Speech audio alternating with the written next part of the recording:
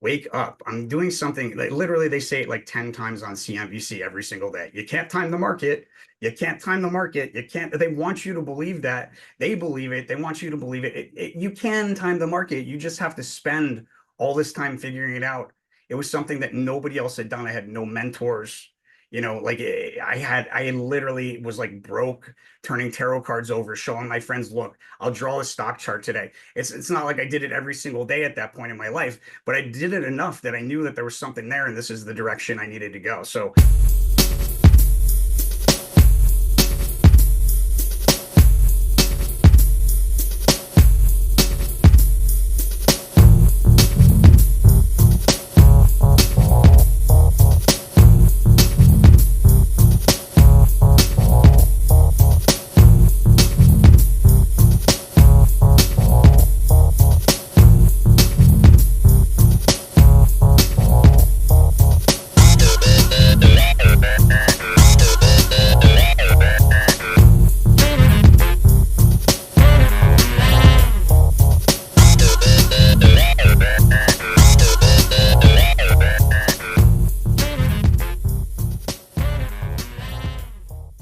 Welcome to Super Normalized, the podcast where we challenge the conventional, break boundaries, and normalize the seemingly supernatural. Join me, CJ Barnaby, in the liminalist space to explore less charted realms of existence and to unravel the mysteries of life experience. Each episode, I'm blessed with the opportunity to talk to regular people from across the world where they openly share their understanding and wisdom in service to others. If you're looking to upgrade your life, you've come to the right place.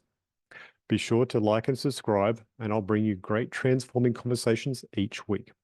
My treasured viewers and listeners, if you have a life story or healing modality or unique knowledge that you'd love to share, reach out to me at supernormalized@proton.me. Let's together embrace acceptance of the supernatural and unusual, what it really is, completely normal. In this episode of Supernormalized, I speak to Adam Krief. Adam predicts financial markets with 98% accuracy through his unique Eso-Meta Analysis, blending intuition and knowledge. He empowers smaller investors while encouraging charitable giving. This all happened after he had a wild experience with a 3-day transcendent Satori state that opened his mind to extrasensory abilities.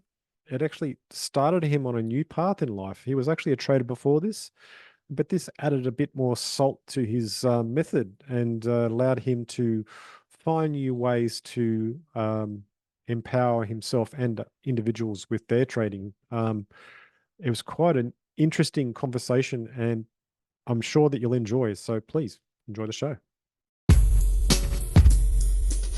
Welcome to Super Normalized, Adam Krief.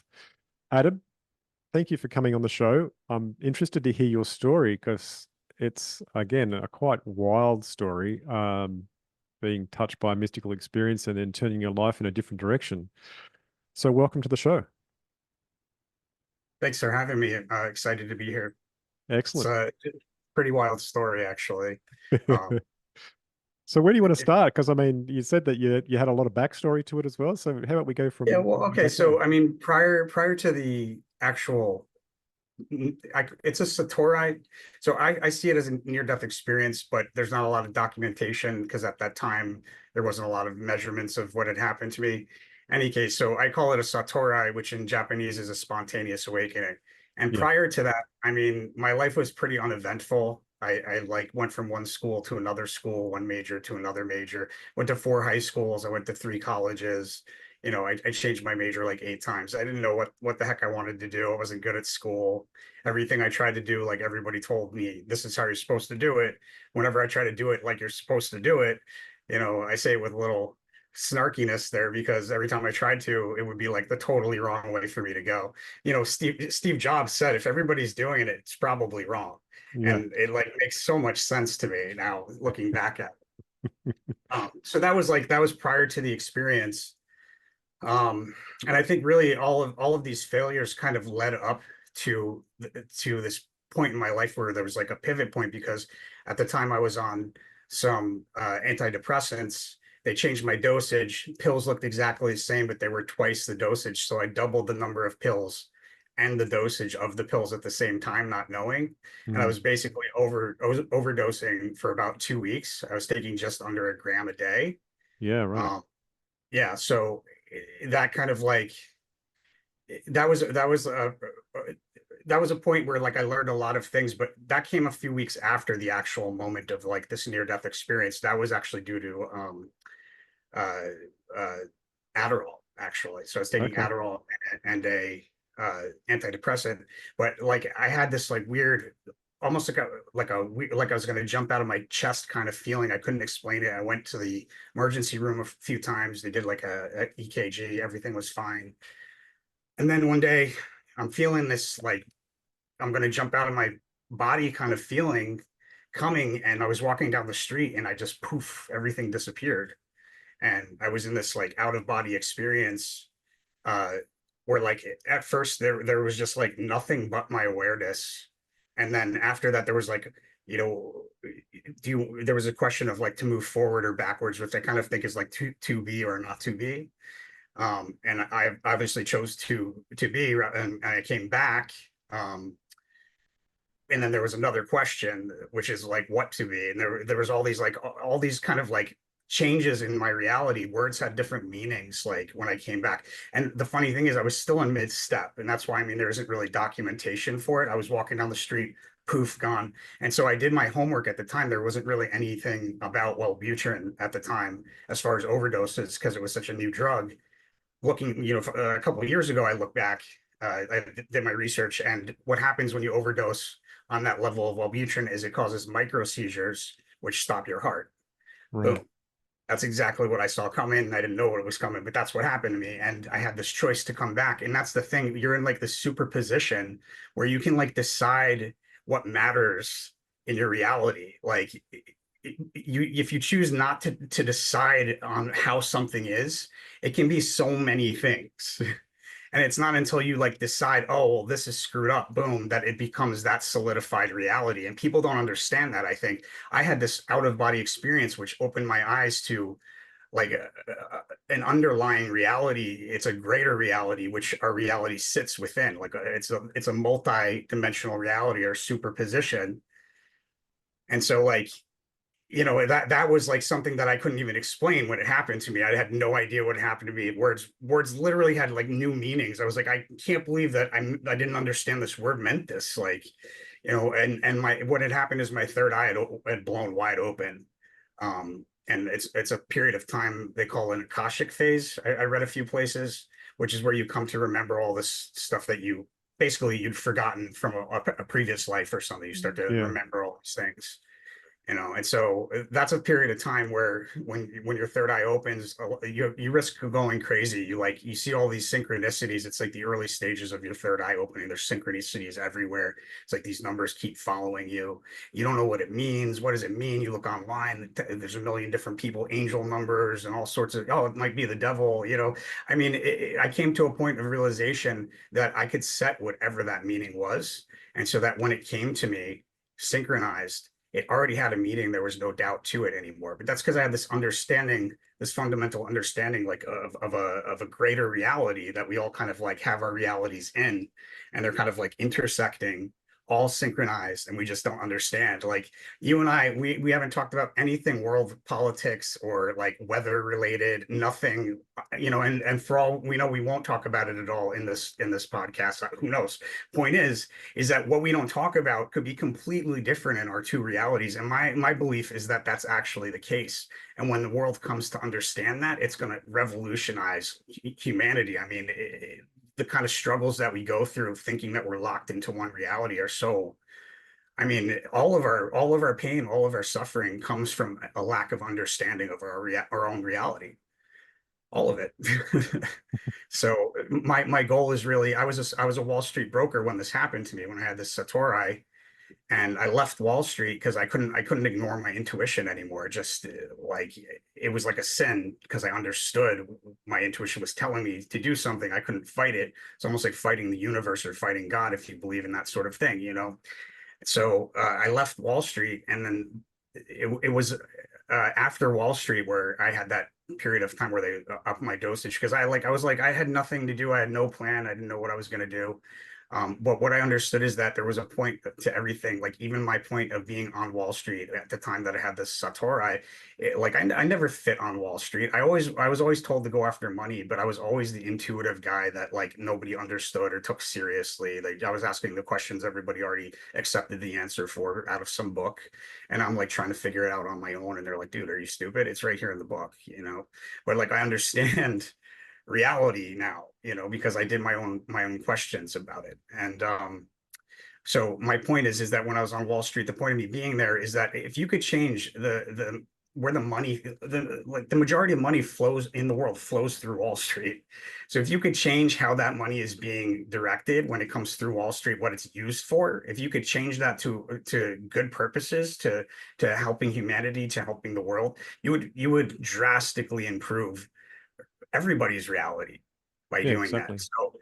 So there I am. I've uncovered these like secrets of the universe that take multiple lives to figure out. I'm sure this isn't my first live figuring it out. I was on a fast track. That's why my early life was such a struggle. Yeah. Lessons to learn as fast as possible. And so I understood that on Wall Street, there's a couple things that I could do from there. One, I could use something that all of these people pay attention to that they're convinced their reality is the way it is. And the most important thing to them is like money. So what I can do is I can take the Wall Street idea of being able to not predict it, show them that you can predict it, do it regularly, and then they're going to start to be like, how the hell is he doing this? Excuse my French. How is he doing this? How is he doing this? They start to ask, and then they start to pay attention and look. That was the idea of why I started. You have no idea. It is so easy for me to predict. I predict the S&P 500 by the hour. I've been doing it for years, every single trading day by the hour. Wild. 95%, 96%. Well, if it's just the S&P by the hour, 98% average accuracy.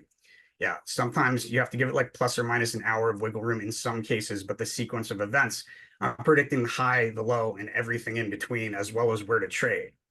A normal prediction is where's the high, where's the low. They don't tell you all this stuff that's happening in between. That's where all of the mistakes are made in between. Like they're trying to, even if you're right, they're trying to get you to think you're wrong at some point, so that you sell at a loss. It's a computer designed to influence you that you're trading against at this point. So in any case, that's that was my understanding, is that I could drastically improve humanity by changing, redirecting where the money flow is going. And that was my early understanding. I thought I was going to be able to predict the stock market like that and make $1 million immediately. It would just be so easy. But it's not like overnight I just started predicting the stock market at that accuracy. It took me 25 years almost. There was about 15 years where it was like 75%, 100%, and the next day be like 20%, and I'd lose all my money on that day and be like, what the hell? I thought this was working, and the point is that I kept going. I understood that it worked because there was enough of those 100% days. It was uncanny. I was predicting by the hour. How could this be like an accident? It happened like 20 times, in the last 60 days or something like that. And so it was obvious, but I hadn't figured it out. And it became clear that I was going to need to figure it out well before I was going to make money. So then I figured it out. There was something that I was missing, a piece of knowledge, tarot related, that I was missing. And when I uncovered that piece of knowledge, it was like overnight. I went from like 75 average accuracy to 96 to 98% average accuracy. That means most of my predictions are 100% accurate. So that was from that one piece of knowledge. And even then, I still couldn't make money because my psychology was not where it needed to be. And it's not about knowing up and down, like when and where the stock's high is going to be. That's great information if you know how to trade and you know how to utilize it properly. But expecting to just hop in the market, knowing where the high is with all of your money, and you know that the high is there because you've 98% accuracy, like you're going to lose your money. You've put all your money in. And I know this for a fact because I did it so many times thinking I figured it out. So now I play very safe because I'm not right all the time. And it's almost as though when I start to trade like differently than I would if I didn't have this gift with me, the universe like like, so I have to play by the rules for the most part. It's just I when I do trade, I develop the funds, the capital, the increase, the accumulation comes very, very fast and steady. There'll be like a mistake, and then a lot of gain, and then a little mistake and a lot of gain. But the point is that if I was interested in the money, wouldn't I have just stayed on Wall Street?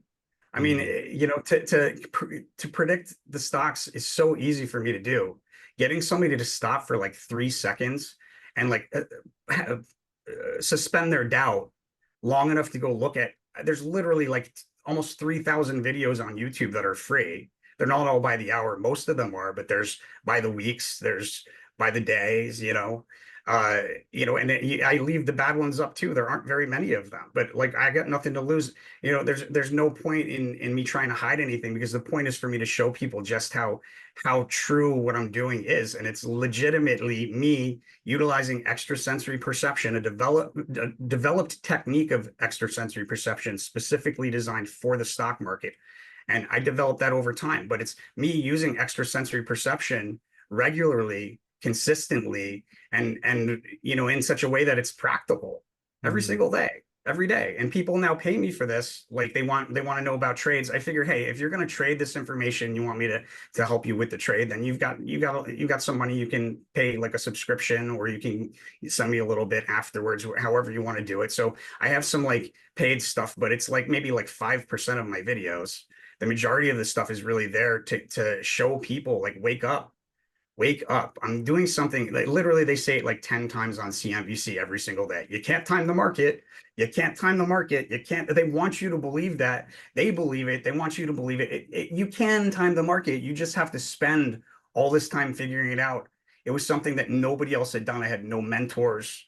Like I literally was like broke, turning tarot cards over, showing my friends, look, I'll draw a stock chart today. It's not like I did it every single day at that point in my life, but I did it enough that I knew that there was something there, and this is the direction I needed to go. So there was a lot of like curveballs life threw me along the way that slowed me down.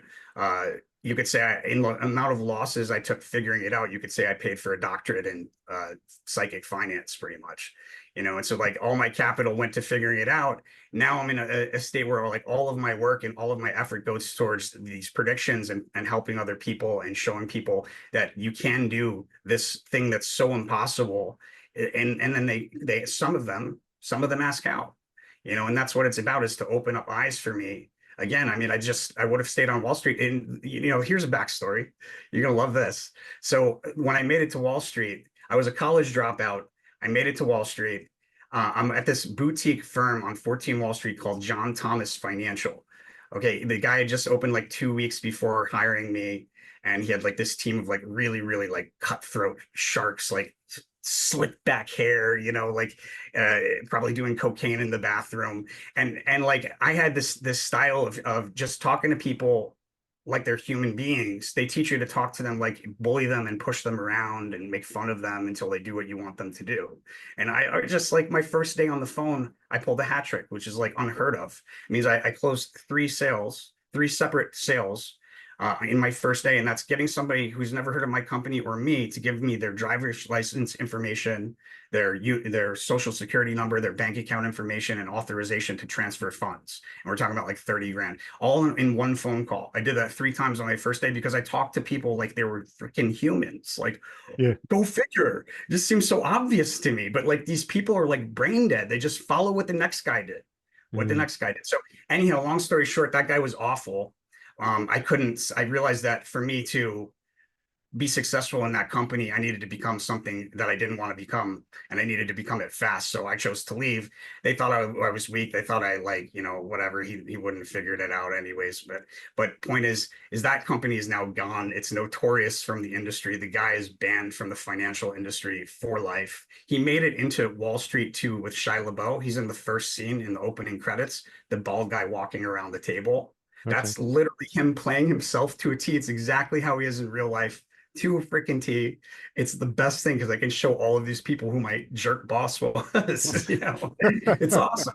So he made it to the top. Like this was some guy from like Long Island, but he did it the wrong way, and karma came and took it all away from him. All of it. I mean, he was on top of the world, looking at like multi-million-dollar industry in real estate in Manhattan.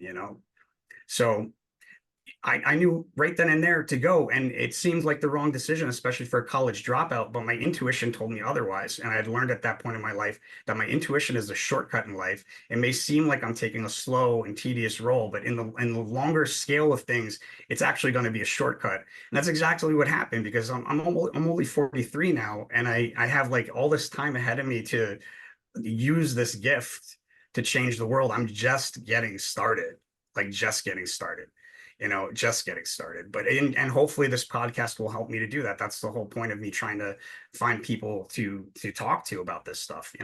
Mm. The more people we can get it in front of, the more people that are going to take a moment to go look at it.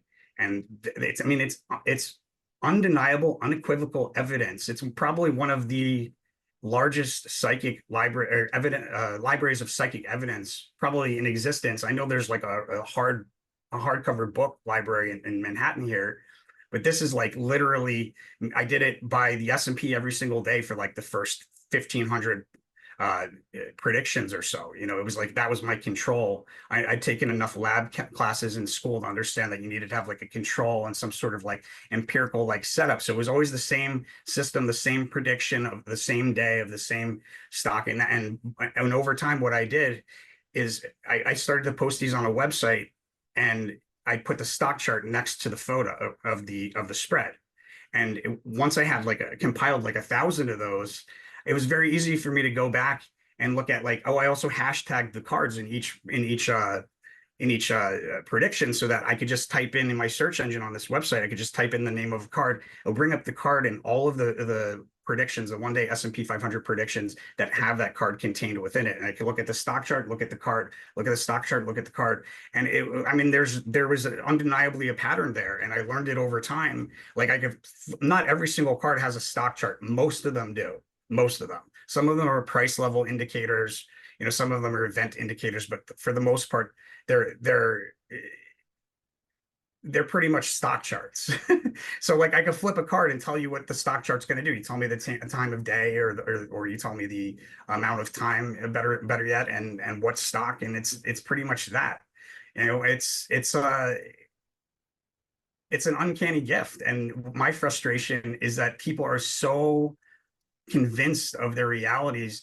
I mean, I've had people, they ask me what I do for a living. I don't lie to the best of my ability, so like, what am I gonna like, oh, I'll tell you when I know you, like I just tell the guy.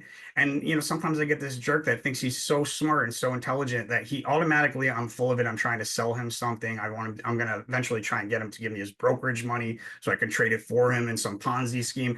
People have offered me their brokerage money to trade for them. I refuse. There's no way in heck I'm doing that, because as soon as I do that, that's all the incentive I need to do. Like that's that everybody's going to see. That's why he's doing this. That's why he spends every single day, all day, producing 110 videos every single month. That's like more than 3 a day, guys.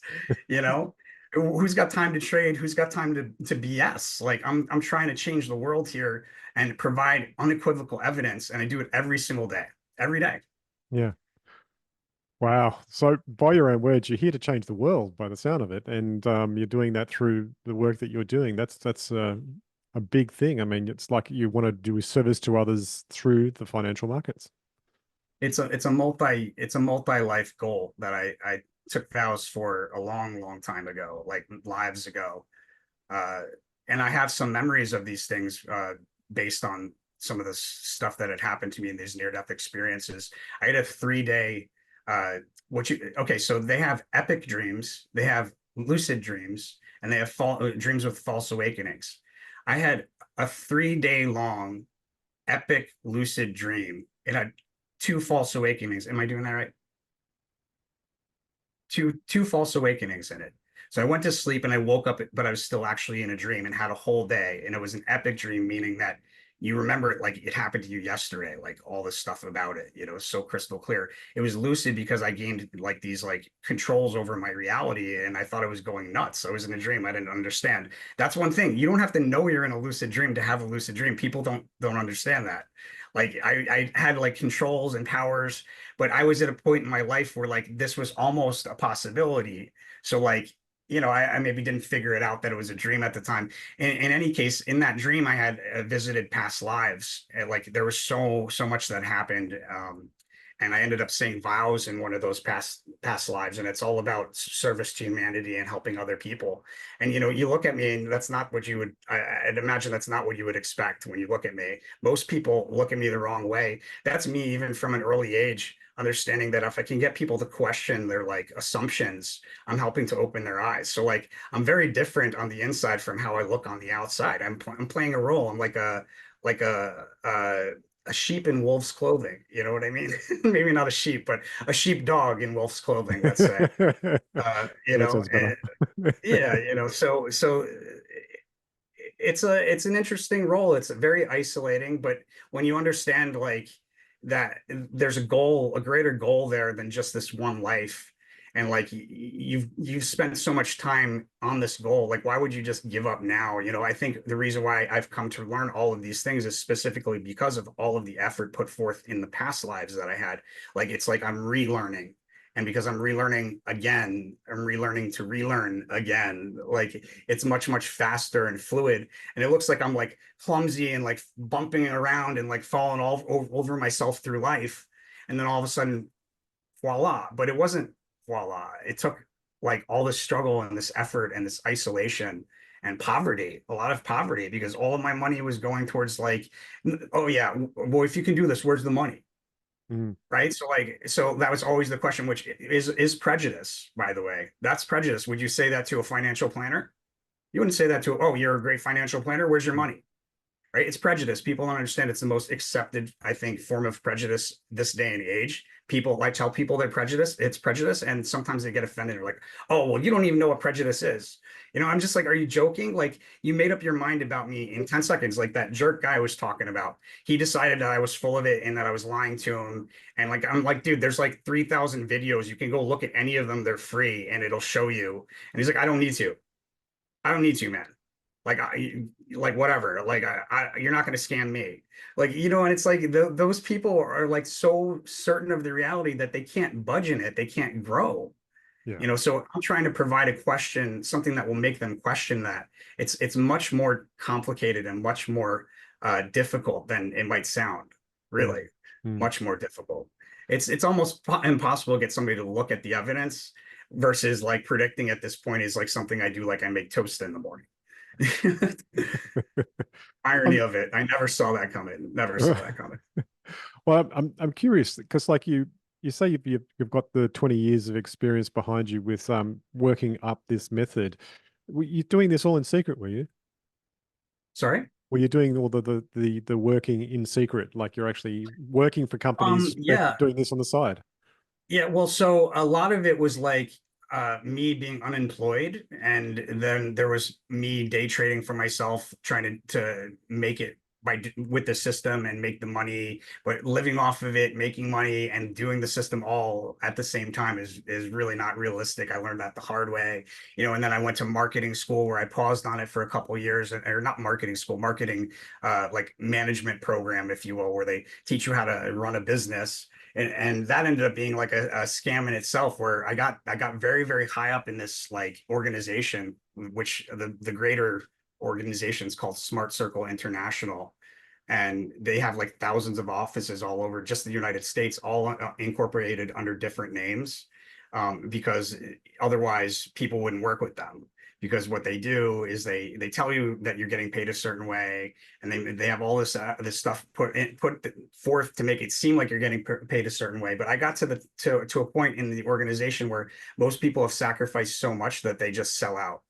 And I got to that point. They didn't know who they were messing with. I'm probably the only person who left from that level in the organization without signing a non-disclosure agreement, because I saw what they were doing and what they were going to do, and I took my money and I got out before I left, if that makes sense. So Mm. they had no leverage against me to force me to sign anything, and that's why I'm able to talk about it now. But they're a vicious, predatory company. They like literally just promise you the world, and the higher up you get, the less money there is there actually. And it's Wow. like 6 days a week, 8 hours a day, because like there's this carrot in front of you to run a business, and then you get the business, and you're not making 100K like they said.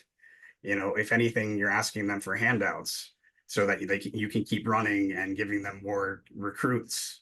So I had 5 offices by the time I figured that out. I had 2 in Chicago, 2 in Massachusetts, like out Boston, 2 areas of Boston really, and the main one was in Philadelphia. And I mean, we were doing like 20K a week in the Philadelphia office with clients like Home Depot and Best Buy. Like this is huge organization, and these companies work with them because they provide leads like nobody else can. But they're doing it in such a manner, it's so predatory, it's ridiculous. Like, and especially somebody at my age, like I was in my 30s, like to invest 6 or 7 years of my life at that point, and then find out like that whole thing was not what I thought it was. Like that's why most people would sell out and buy into and keep the charade going, where I chose to walk away. It was humiliating. All my guys really believed in me, but it was the right thing to do. And Yeah. that's the thing. That's the thing. The right thing to do is not always, I mean, you think it would be easy. It's not always easy. Sometimes you don't get benefits from doing the right thing. That's the thing about integrity, is like it's about doing the right thing. It's not about the benefits. So it can be very isolating at times, and through life. But all like through all of those stories, and there's so many others. I drove across the country 3 times, twice on my own. I went to Korea, lived with some monks for a while. I mean, I got so many stories, man. And in the midst of that, like, I mean, I went to Korea with 45 bucks, and I didn't even have a bank account. Like, there's a whole story there. But in the midst of all that stuff, I had my cards, and I would throw down my cards, and I'd always come back to that. And there was this time, I lived in Florida. I was watching Home for My Family. This is Hermes, by the way. And I was watching Home for My Family. I ended up in this home for like 3 years. And it was very, very isolating time because I was literally figuring out this system like hardcore. It's like, all right, we're going to do it this time. Hey everyone, I'm excited to share that you can now support the show on Patreon. Go to patreon.com/supernormalized. Your contributions help me to create even more amazing content. Please check out the link below in the show notes and join our community and unlock exclusive perks. Thank you so much for your support. And so I had like something like 40 decks, and I had these like boards, those cork boards that you get at like Home Depot or whatever.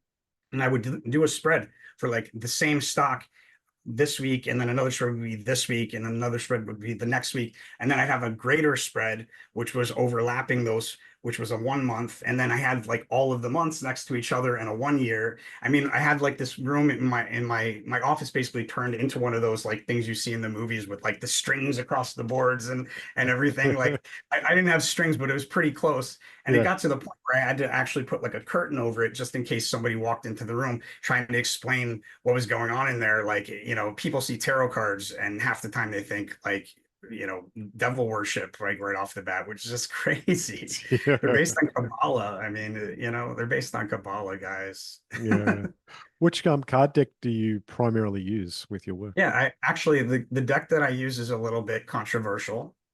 It's the Thoth Tarot deck. It was basically the Rider Tarot that was redesigned by Aleister Crowley. And I forgot her name. My gosh, I feel so bad. The artist's name. Hopefully it comes to me. I feel bad. Anyhow, so that deck was updated with a lot of other things, not just like the initial system of tarot, which the Rider and the Aleister Crowley deck are the only decks. And when you go to that tarot store, that spiritual shop, and they got like that whole wall of tarot cards, those are oracle decks. Yeah. Tarot cards are the Rider and the Thoth, however you want to say it, Crowley deck. Those are the only ones that follow that system. And the Crowley deck is updated with astrological data. It's updated with modern occult symbolism. It's updated with all sorts of stuff, Kabbalah, numerology, a lot of stuff. So it's very, very it's a very powerful tool. I think if I chose to use another deck, it wouldn't have come nearly as close in its effectiveness. It probably still would have worked, but not nearly in its effectiveness, because really what the tarot, I think, has done is it's captured a small picture of the greater pattern of reality, its energies. And so what you're doing in essence is you're in the big fractal. You take the tarot and you use your mental engine, which literally runs everything in your reality, guys. Everything. They're like, oh, you only use 10% of your brain. No, we only know how we use 10%. Okay. We're using our brain to do a lot more. We don't even know we're using it. Okay. So that's reality. It's your brain. And so you use your mental engine to put the right intention into the cards, which is the question you want the answer to. A very clear question. The clearer the question, the clearer the answer will be. There's no doubt when you have a clear question, right? And then you flip the cards, and the cards will literally fall in such a way that they're following the pattern. They're following the smaller version of the greater pattern, and you're just seeing a picture, like a smaller picture of it, if you will. That's how I think of it. It really Okay. takes into account quantum entanglement, fractal science, a lot of things that go into how this stuff works. And really that's what I want people to understand. There's a science to it. You can understand it. It can be used practically in the real world. You know, there was a time in my life where I was actually doing a meetup.com when I had this practical metaphysics meetup where I would take people one-on-one through New York City and like literally show them like how I knew stuff like out of nowhere. You know, there's a reason for it because I'm paying attention to things most people just take for granted. There's a lot more meaning to everything, and everybody just looks right over it. You know, they just Yeah. look right over. I feel like you have something to say. Yeah, I was just going to ask you about your experience again. So, you've had this 3-day transcendent experience, and how long ago was that? That was before all this started, is that right, or is that part of No, the story? that was in the midst of like the 2 week period where I was overdosing. Yes. Yeah, Okay. so it definitely had an impact on my, like I was tripping in my dreams almost, but it was crazy because really I can explain it in a different way. You could say, oh, it was all these drugs and like that's all it was. Or you can understand that I was overdosing on an antidepressant that was releasing like the chemicals in the brain that make you super, super happy. And what had happened is I'd come to a state of bliss. And bliss is one of the phases on the way to enlightenment. There's a stage called bliss. And like I actually experienced that like in walking around New York City, and it was like something I understood like not everybody was seeing, but it was there, and it was because I had raised my vibration. You know, the happier you become, and I mean pure happy, not like some like let's be hedonistic here, like, and then be sad about it later. Like pure happiness. Like when you have that kind of energy, you're at a higher vibrational frequency, and everything in reality is dependent on vibrational frequency. So it's like I was actually telling my mother this today is that you don't have to focus on the solution to like this crazy problem that you just can't figure out. It's like, what's the solution? What's the solution? You just can't figure it out. You tried everything. You don't have to focus on the solution to figure it out. All you have to do is focus on raising your vibration. When you raise your vibration, the solution presents itself. It's like uncanny. Hmm. It's just you're just transitioning to a different plane of reality. And that's what we are. We're kind of like the intersection of all these versions of possibilities.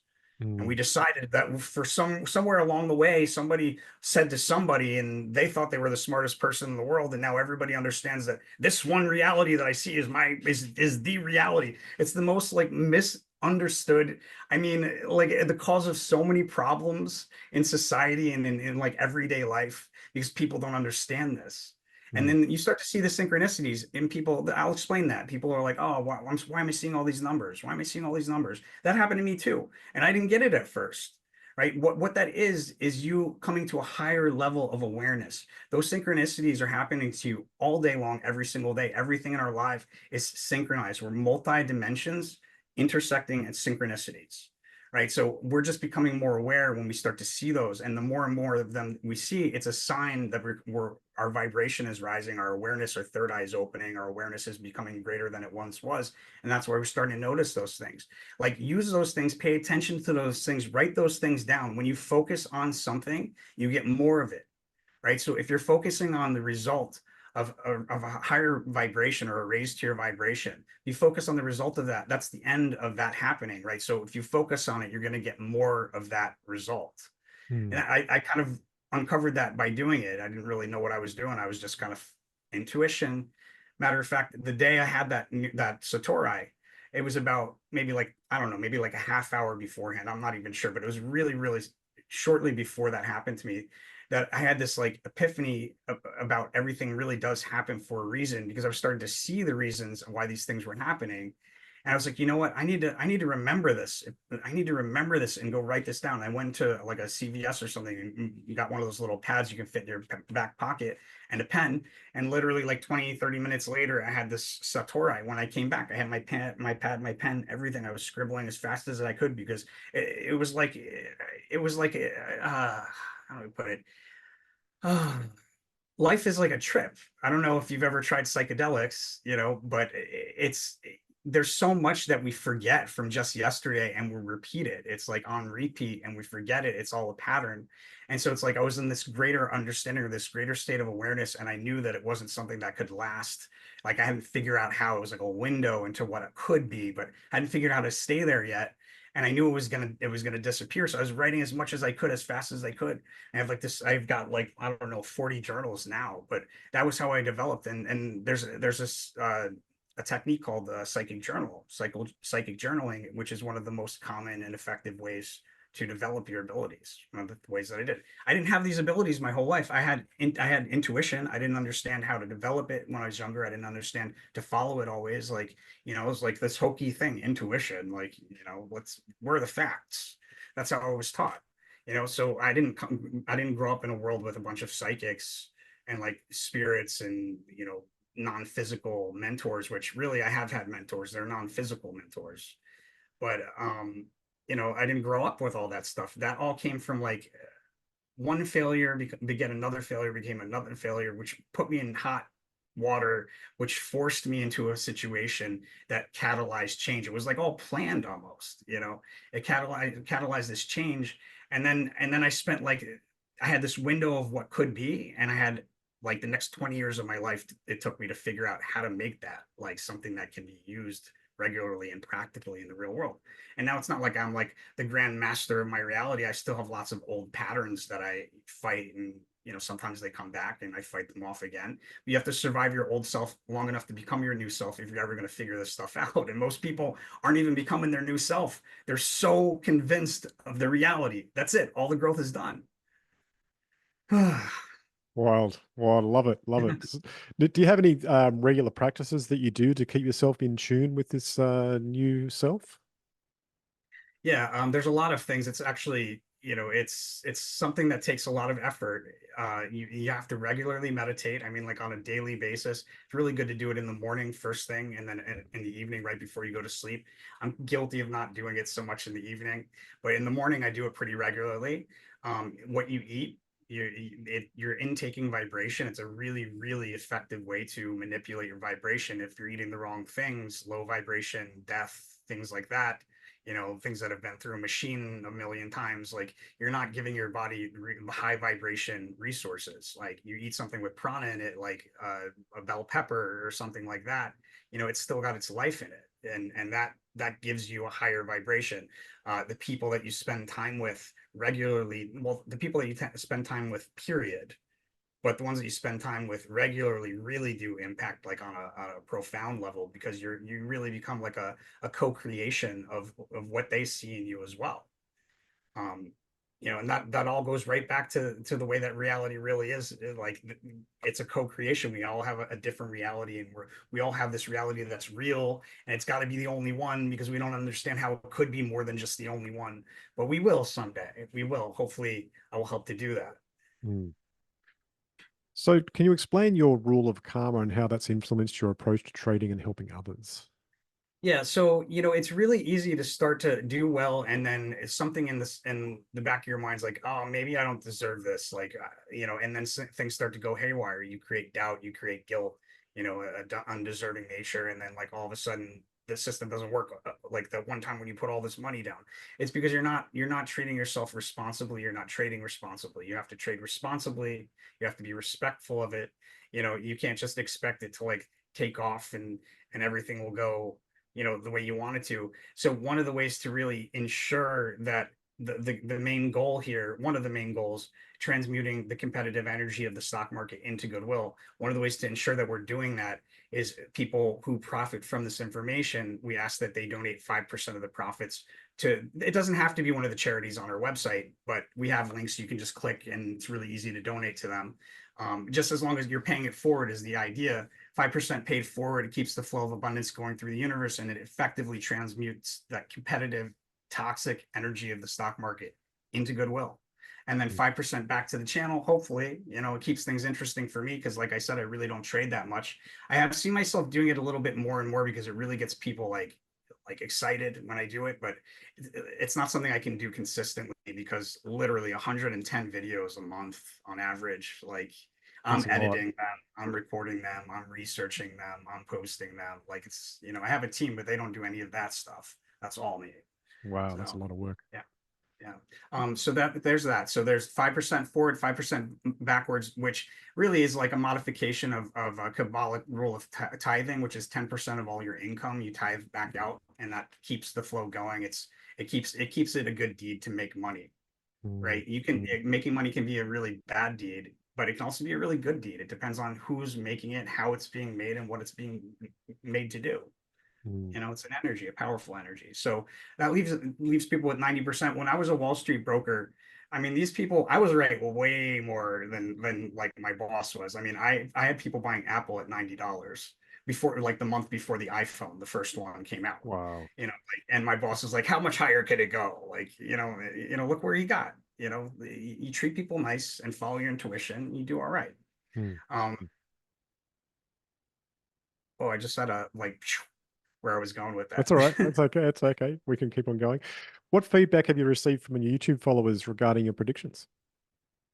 What feedback have I got? I mean, the majority of my feedback is really very positive. I keep an Apple iPhoto album. Like, I screenshot whenever somebody has like something like awesome to say, and I screenshot it in there.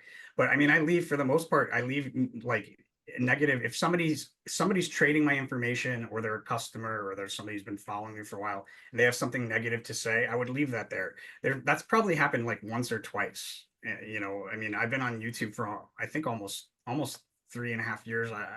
Time's weird for me. Okay. Measuring time is weird because it's not linear.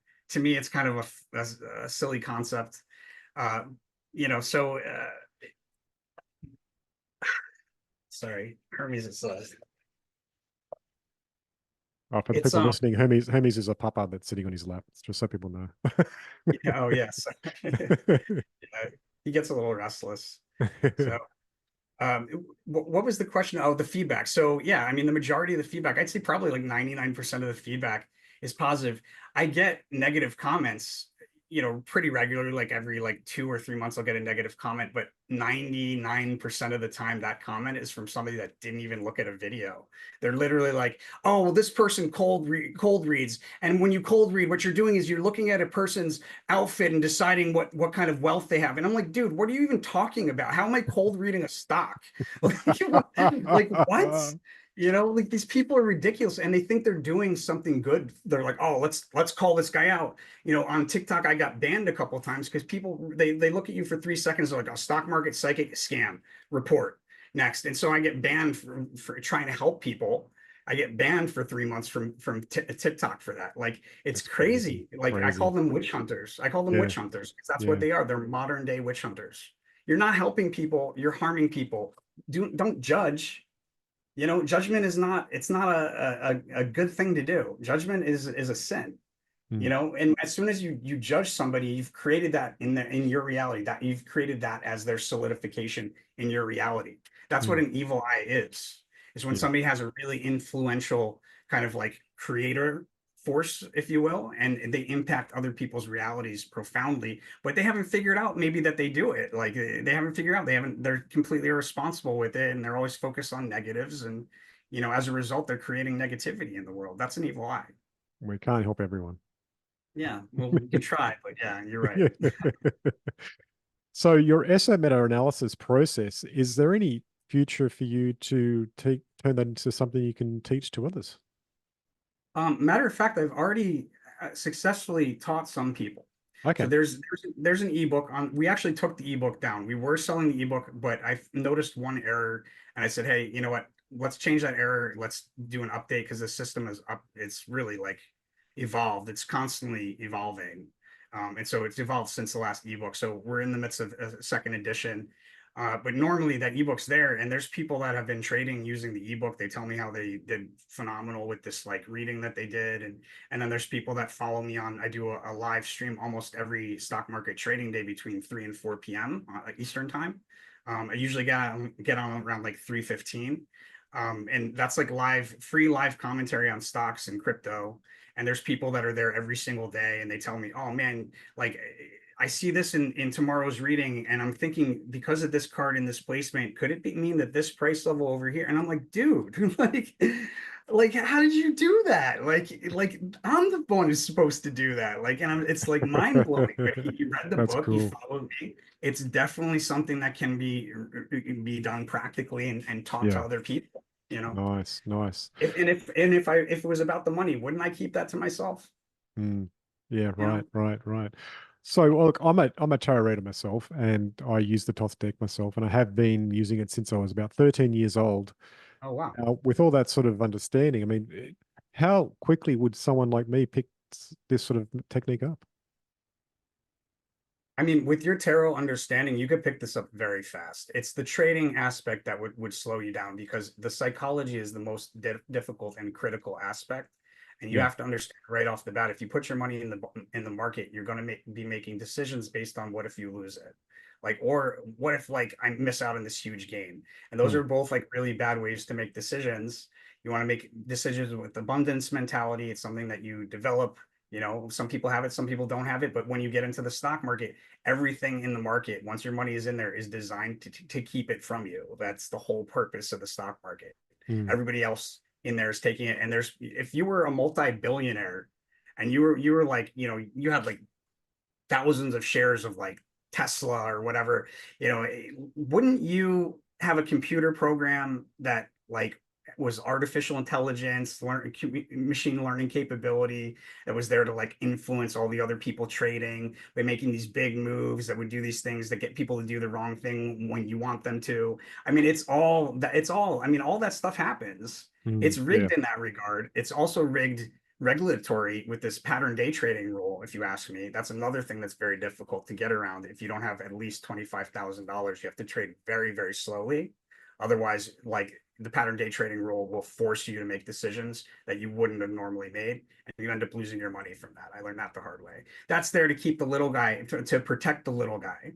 That's there to keep the little guy from becoming the big guy, right? Yeah, And right. with all that said, my system has nothing to do with any of their rules. So, like, it has nothing to do with their game. I'm not playing by the same set of rules. I'm not playing by the same set. I don't even watch the news. I don't watch the news on purpose because I want to read the cards. I want to see what the cards have to tell me, not these like clouds from the news that find their way into my reading. You know what I mean? So it's very, very clear. It tells me what's going to happen. It doesn't necessarily tell me why. Sometimes it does, sometimes it doesn't, but it tells me what's going to happen. And that's based on me looking into the future, whereas everybody else in the stock market, their analysis is based on looking at the past to predict the future, and at the same time also say the past does not guarantee future results. Yeah, Like, I mean, exactly. it's like ludicrous to me. Like, why would you, so it's a crazy world in the finance market, really crazy. And so that's if you've got the tarot, you could pick up the system and how to do it really, really fast. It is a way of timing that I believe did not exist prior to me creating it, because it utilizes the normal system of tarot, like the Crowley, the way that you would read Crowley tarot deck. But there's a secondary system which is pattern recognition, drawing relationships between cards, significator cards, and timeline cards. And the Okay. timeline cards, where the relationship to the timeline card, meets on the timeline, that signification, so like I have a high significator where its relationship to a card on the timeline, it tells me where on the timeline that high is going to be. Mm. And that in essence, that's like what boiled down to the very, very simplest start, where there's ruins involved. There's I call it reverse clairvoyant anchoring, which is this idea of giving something a meaning ahead of time, so that when it appears to you, you know the meaning. It's like almost like time travel. You send something to yourself in the future to signal when to do something. Yeah, So there's right. lots of techniques like that that I developed over time, and into this system called Eso-Meta Analysis, which is esoteric sciences and meta patterns, or meta pattern recognition. So meta pattern, like a greater patterns. Maybe you don't see the pattern because you're in the pattern kind of. And so that's really what it is. You put those things together. And if you combine that with technical analysis, I mean, it's like technical analysis is what everybody trades with for the most part. It's like having an XYZ equation. You're trying to figure out Z and you have the X. Like, but when you have Eso-Meta and technical, it's like having the X and the Y, and the Z becomes a lot easier to find. Again, it's not right all the time, and even when you're right, you'll lose money. There'll be times where you'll lose money because you'll doubt yourself at some point, or you'll scare yourself, or I mean, but somebody like you personally who's developed the tarot, I'm sure you have a good fundamental development of faith, and that's a big part of getting the tarot to work properly. So there's people that have to learn all of that before the system that'll work, but they know a ton about stocks, and then learning to trade Eso-Meta. It's a completely different way of trading. Most people will trade at entry and exits based on like price level information. I use price level information rarely because it can get you into trouble. You wait for an exact price and it comes to like 2 cents from it or something. You know what I mean? So when you trade Eso-Meta analysis, what you want to do is you want to trade like where the timing's supposed to be, following the sequence of events. Sometimes it's going to be plus or minus a day here or there on like a 1 month reading, or plus or minus a week here on a 1 year reading, but the sequence of events remains accurate. So what you're looking for is like that general timing and whatever that chart event is that's predicted around the high. And so I give all this information about what the chart behavior will look like around the high, what it's going to do before the high, what it's going to do after the high. Same thing for the low. There's a lot of information that you weave together, and there's so much of it that it's like through deduction you come to like only one answer. Hopefully sometimes there's like 2-3 answers. There's variations of what could happen. Those are the days I try to avoid trading for the most part, but they're rare. For the most part, there's so much information, it literally can only be true in this one way. You know what I mean? So that was from trial and error. And I mean, literally, I mean, my parents, there were times in between work where like I didn't have a job and I was just doing this, and my parents literally were helping me to get by.